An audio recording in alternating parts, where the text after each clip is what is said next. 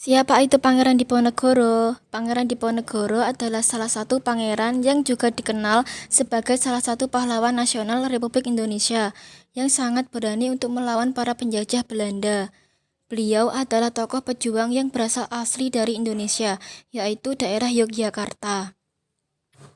Pengertian Perang Diponegoro merupakan salah satu pertempuran terbesar yang pernah dialami oleh Belanda selama masa pendidikannya di Nusantara, melibatkan pasukan Belanda di bawah pimpinan Jenderal Hendrik Marcus de Kock yang berusaha merendam perlawanan penduduk Jawa di bawah pimpinan Pangeran Diponegoro.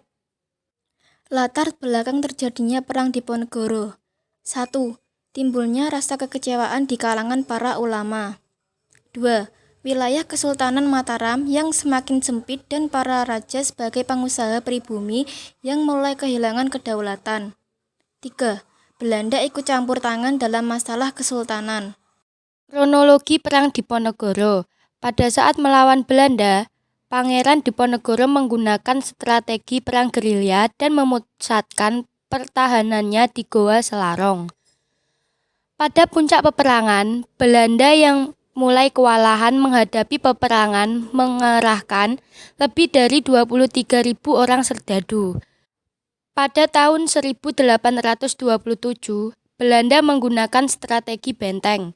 Strategi yang digunakan oleh Belanda berhasil menangkap Kiai Maja, kemudian Pangeran Mangkubumi, dan Panglima utamanya Sentot Ali Basya, menyerahkan diri kepada Belanda.